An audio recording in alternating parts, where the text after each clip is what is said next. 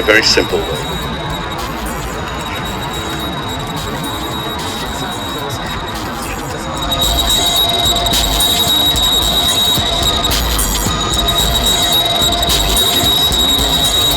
Negative and positive.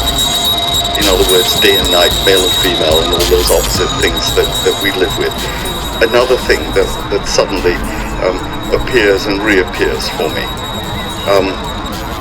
I then went through a process of looking for materials to work with, and the first one was pigment.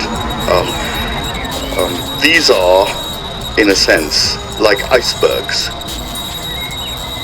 somewhat emerged in the ground, or somewhat revealed and mostly below the ground, below the surface of the ground, poking out into consciousness, something other, somewhere else. So I'm slowly beginning here. This is the late 70s, 78 or 79. Trying to understand, what does it mean?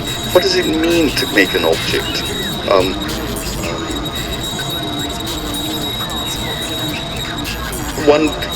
I can't do that in my head.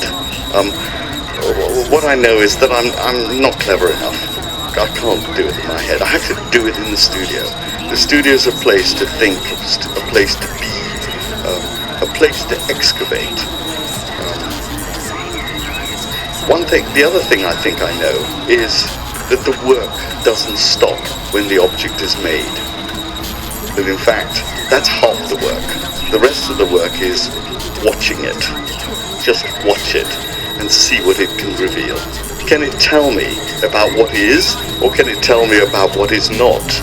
In other words, as Levinas says, the rest of the object's in darkness, hidden below, somewhere below the ground. So it's just showing a little part of itself.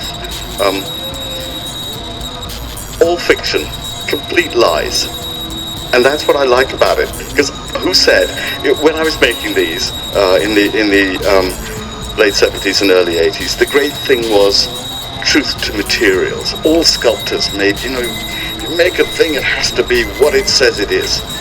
Phooey, I say. Art is all about illusion, all about untruth. Isn't it in untruth that we know ourselves most deeply?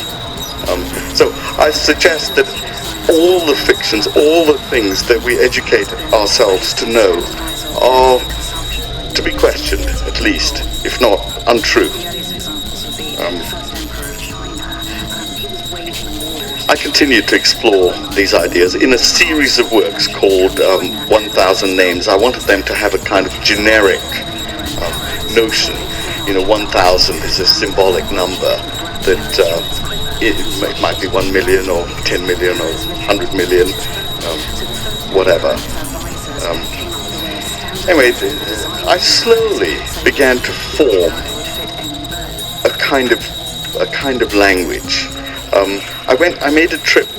This is in '81. I made a trip to Japan and discovered for the first time a Japanese garden, and thought to myself, what an extraordinary reality that somehow this deeply aesthetic world has a poignancy that seems always to refer to a body of knowledge that's somewhere else. You've got to have read the poem, or know the story, or know the bit of mythology that the garden refers to, otherwise it's meaningless, it's just a stone. But of course it's never just a stone.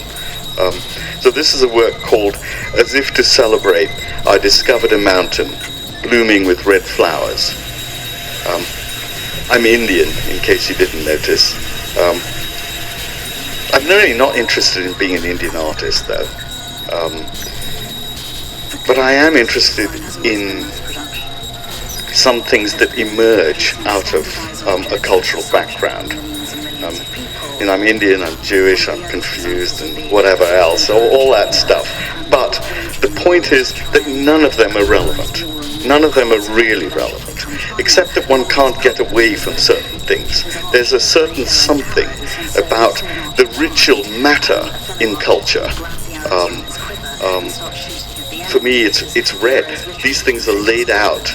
Maybe I refer to a garden, but they're also laid out like a ritual space where some magical God knows what